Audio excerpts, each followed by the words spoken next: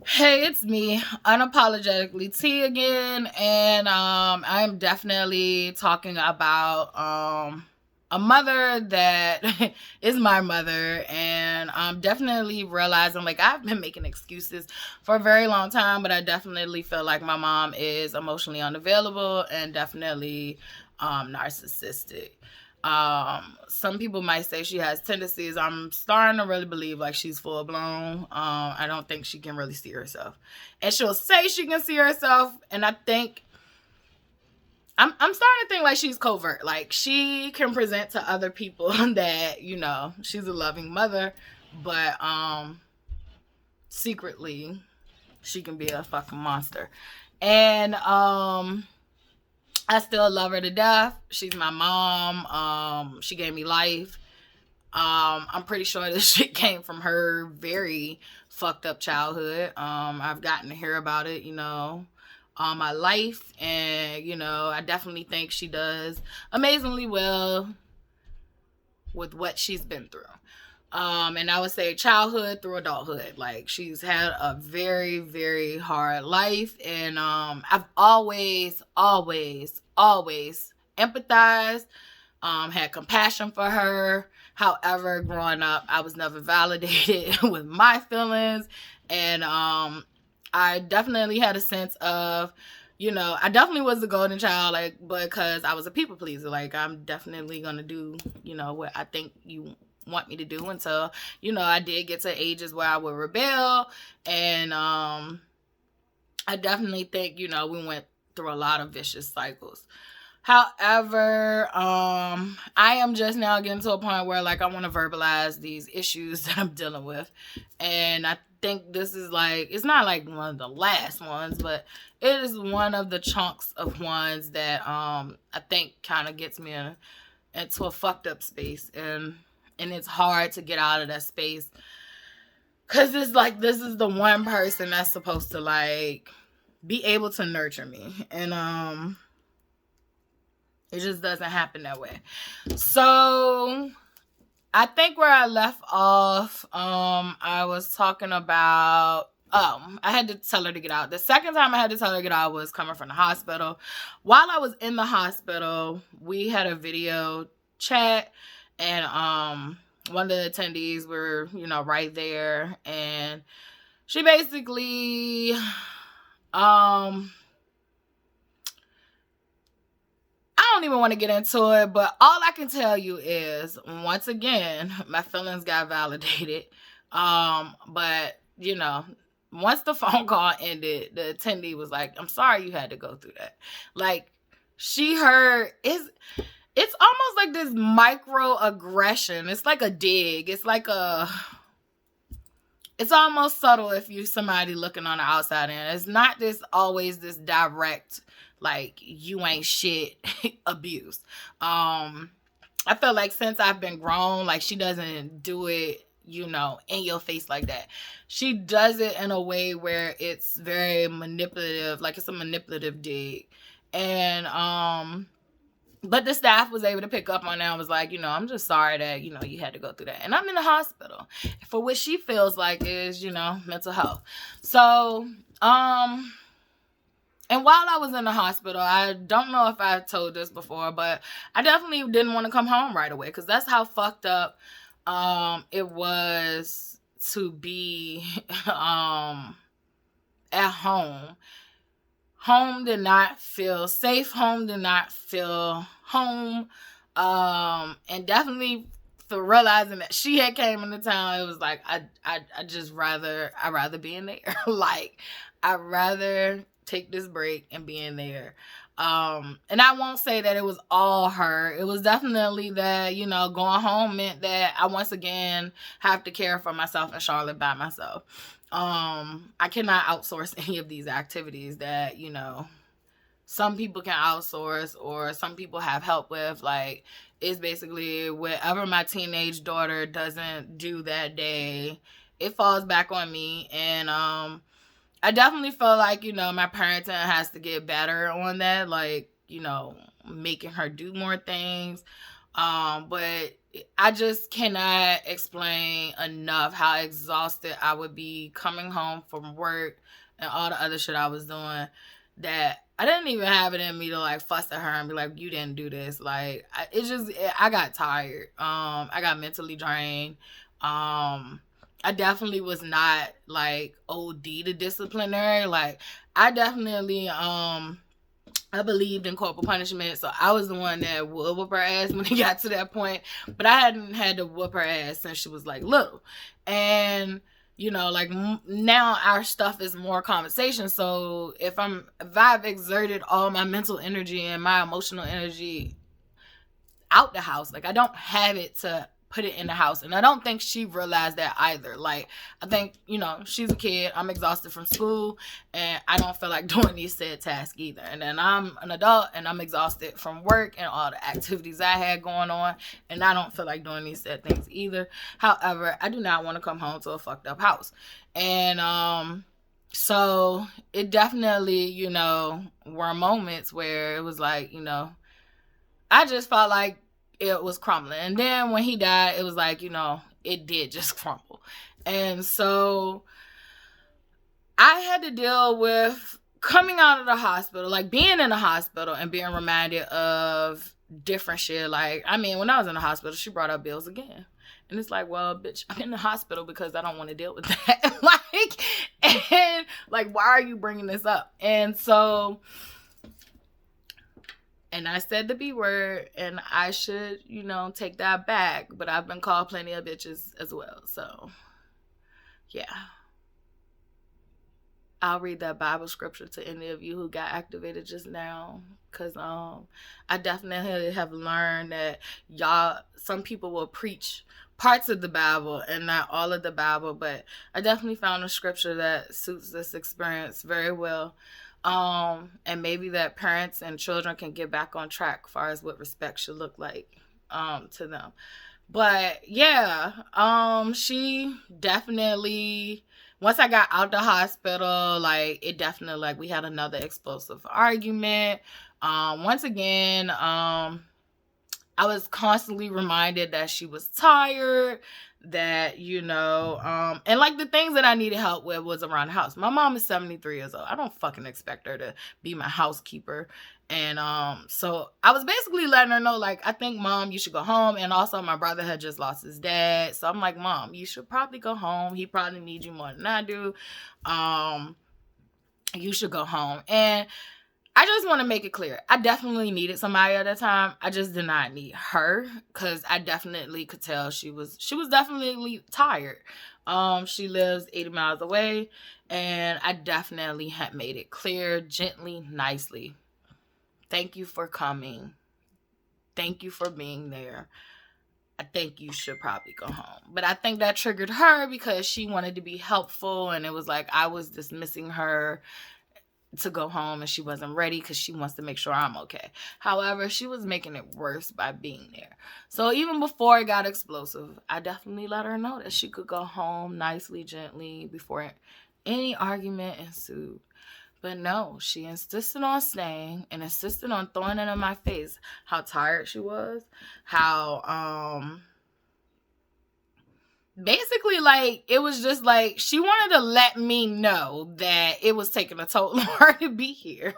And I feel like for a person that just came out of the hospital, like, did I really need that? No, I really did not need that at all. And I felt like I was being the selfish one because, you know, like, my mom had literally came down the road to help out, and I had put her in this position where she felt like she was obligated to help out. However, it definitely made me feel worse. I would have rather her told, you know, me and everybody else she was sick and she could not do it, because it gave me another layer of hell when I came home that I had to deal with. And it was just ugly and chaotic, and we got in an argument over, she said she wasn't feeling well, and I rebutted and was like, I get it, I'm not feeling well either. And she got mad and said I was undermining her not feeling well with me telling her I didn't feel well either.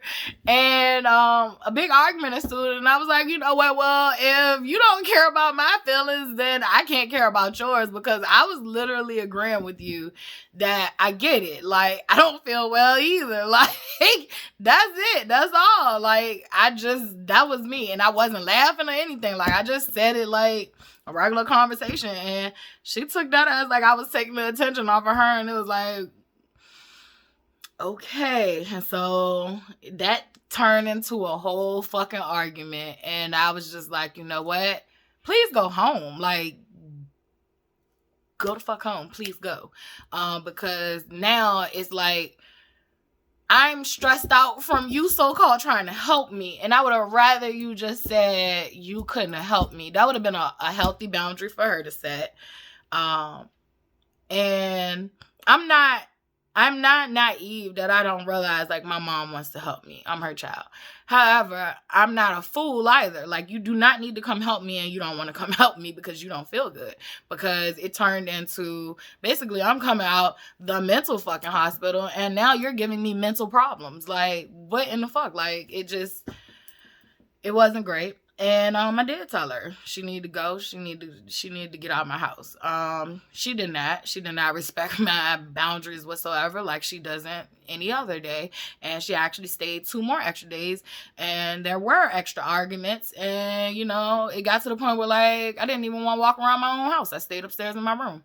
And yeah, it's just ugh. Yeah. So when she did finally, you know, go home, I did start to find my own footing and find my own peace. And, you know, still hard, but I still did find my own footing and didn't have to worry about arguing or fussing. Now we're at the point where we're trying to figure out our relationship over the phone. Like, me and my mom in the past had a relationship where we probably talk about like 3 or 4 times a day at least. And that's just how our relationship has been since we did not live together anymore. So probably like, what, I was like 22, 23, 22, I think. And it's one of those years. But anyway, yeah, we basically stayed on the phone talking to each other throughout those time periods. And now it's kind of like, you know, I basically try to talk to her when I feel up to it. I do feel like my mom is up in age. She's 73 now. She'll be 74 soon. And I do try to be, you know, careful. However, I feel like I've spent my whole life being careful. So much so is why I always say, like, it'll make sense why I ended up with Dante. Like, I ended up with Dante because he was a chaos that I was used to.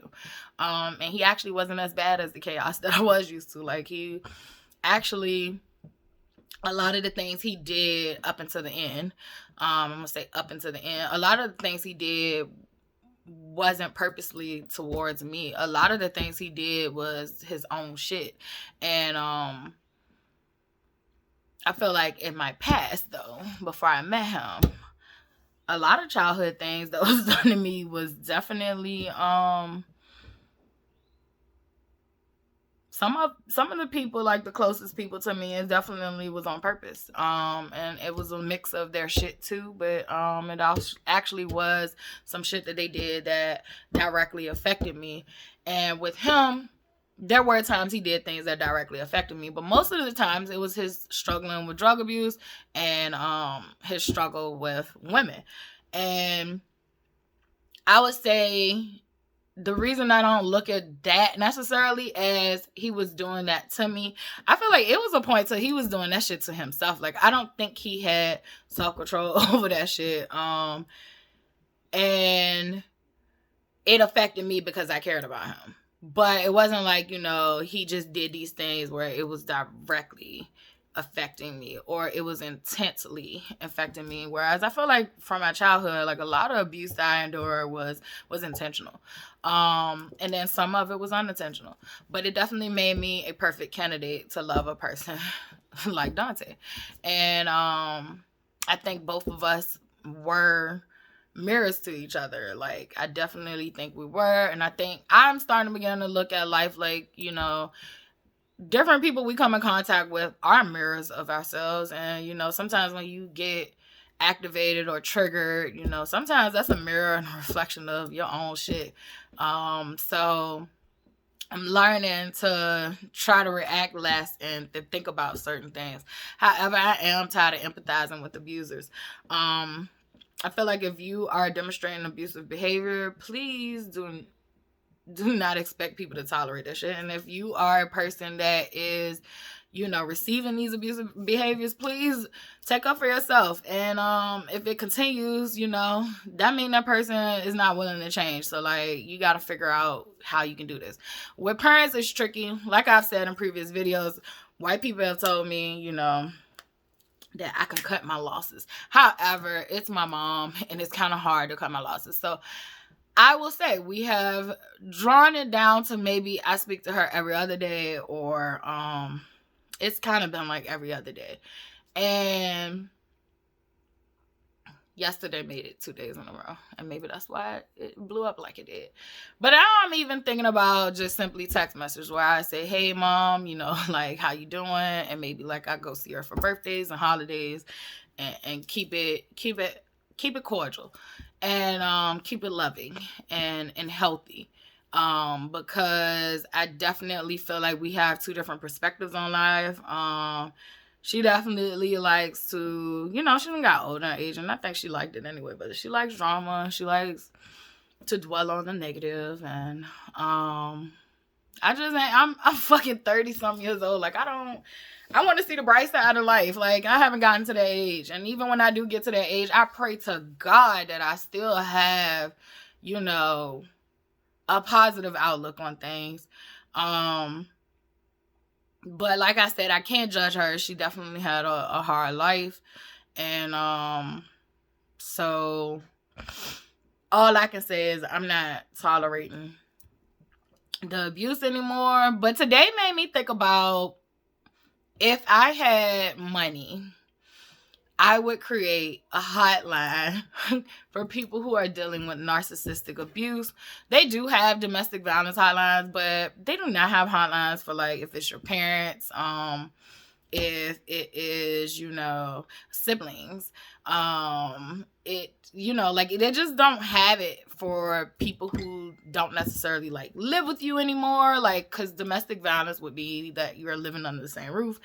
So that would be more of a hotline for that. I think, like, there should be a narcissistic abuse hotline for the catch-all of, you know, situations. There are so many different narcissistic relationships that does not always have to be romantic.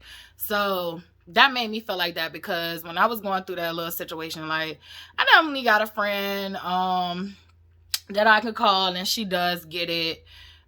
Just from her dealing with her mom, and I definitely have them members from a narcissistic abuse group, but not all the time do we feel like bothering those closest to us. So that would have definitely been a situation where I would have wished I had a number that I could call, that I could just vent about how fucked up my mom was, and not feel guilty or feel like, you know, that judgment is going to come with her, or I'm outing out our whole entire business. However, I do have this platform, and I said I was going to be transparent, and today's transparency is narcissistic parents. I do want to do a video on setting boundaries. However, I definitely still need work in setting boundaries, as you can see. I have been setting great boundaries with friends, and family members, just not my mom. So that just shows you that's a human part of me that I am still learning the kinks, and, you know, what healthy is going to look like for us. I always said my mom is my mom, and, you know, that's not going to change. However, that shit don't be feeling good. Like, I really feel like if she knew how bad it felt, she wouldn't do that. And I don't think she knows how bad it feels. And even if she does, I don't think she's always aware of what she's doing, because she's just been so used to doing it for so many years. So, but yeah, I am changing my family dynamics and family relationships. I'm not we not about to go into, 2024 with the same habits from, all the way back then, or things will never change. So if I have to, put my foot down and make these changes, I will, because I deserve a happy life. Like, I have suffered for 33 years just to learn the lessons that I have. Like, and when I say suffered, I suffered. But however, it made me who I am today. And it also, I learned so much. So I cannot take away or go back or regret. Like, I don't. I don't. And I think that's what peace is when you learn to be okay with that stuff. But however, I did realize today, like, that there is certain aspects of my familiar structure that I have not addressed yet, fully. I've addressed them, but I'm not being hurt. So that means that it goes into my hands to, figure this out. Now, if it has to get to a point where I have to be like, you know what, this is what I did with my dad. I was like, me and you don't have anything to talk about, but you can call Charlotte or text her. I feel like long as my daughter isn't in his presence, I'm good. However, if she wants to talk to him because she did grow up with her grandfather, she wants to. However, my child is intelligent and she's made the decision that that's not happening. So, that's that. And the same would be for my mom. Like, you can be a grandmother to your grandchild, but maybe, being a mom to me isn't, gonna work out. I just can't keep getting abused. Like, I've been abused for enough, like, long enough. Like, I am so ready to be loving and kind to other people without manipulation. Which I didn't have a whole bunch, but it definitely, like, you can't go through those things unscathed. That's why you have to be careful about calling everybody a narcissist, because we all have narcissistic tendencies.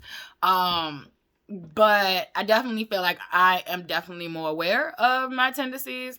And I do give myself a pat on the back that from what I went through, I should have been way worse. Should have been way worse to people. But fortunately for me, and also a curse for me, like, I would actually try to give people the love that I felt like I wish I had. And I would get taken advantage of doing that. And just knowing, now I'm realizing, like, just knowing when to stop helping people, when to stop letting people, like, I feel like listen to the person the first time. If the person show you who they are the first time, just listen. It's harder with family members. And that's funny because throughout my life, it was the family members that hurt me the worst. Strangers typically do not have the ability to hurt you like a family member was, because you have more expectations for a family member. Whereas in strangers, a stranger doesn't really owe you much, right? And they usually are better towards you than people who are in your familiar units. So yeah, there you go. But yeah, today was definitely challenging. And I don't think she realized the ability she has to, like, destroy my whole day. Thank God I'm learning and I didn't let her destroy my whole day. But in the past, this definitely would have got some other people getting some transfer of, I guess, that anger and that confusion and that chaos. Like, I would have transferred that to somebody close to me, probably in my house, probably my child or my partner. But yeah, it would have been a transfer of negative fucking energy. And like, today I transmuted it into something else. And so I hope, this video reaches somebody who, are dealing with similar things or have dealt with similar things. And, I just hope it helps. Like, it's hard. But I definitely did go watch some YouTube videos about narcissistic parents, and that definitely helped me transmute that energy and made me think about, go ahead and do that video. Like, these videos is not to make any of the people that I talk about look bad. They can do that all by themselves. These videos are to help those that are actively going through said things, and just hopefully like giving you hope and giving you strength to make changes in your life as well. But yeah, that's that. I will talk to you guys again when something comes on my heart to share it. This one was hard because I don't like talking about my mom, just how I was raised. And also, before we go, I wanted to share the Bible verse with you. So the Bible verse, I think it was Ephesians, and this is how it presents in the King James Version. There are different versions, but I just picked the typical one. And I don't typically like the King James Version.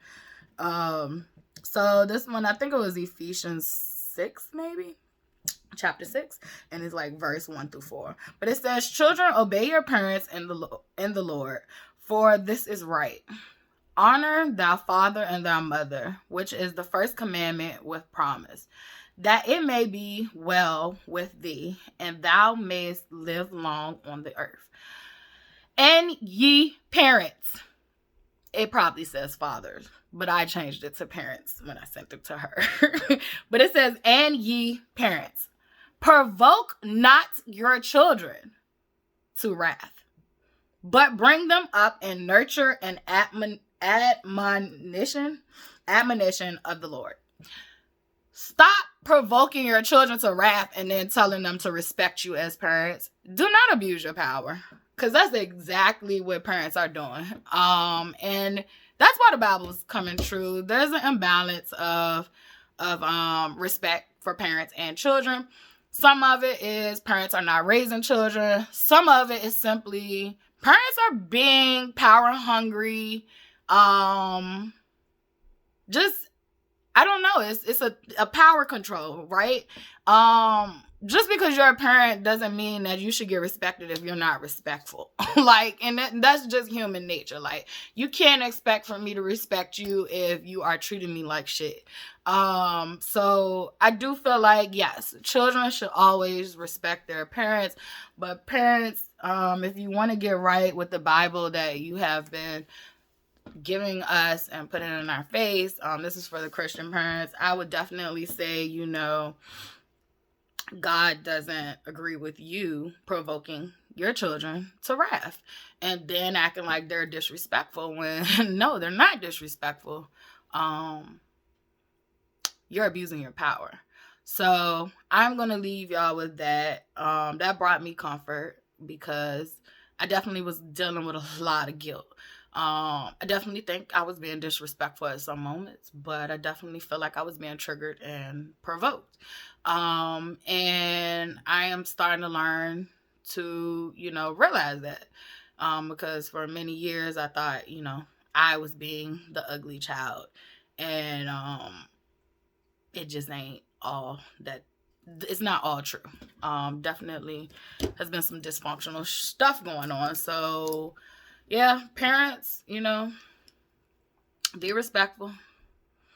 Children, be respectful, but it goes both ways. So goodbye. Enjoy your weekend. And I'm going to try to get mine back on track.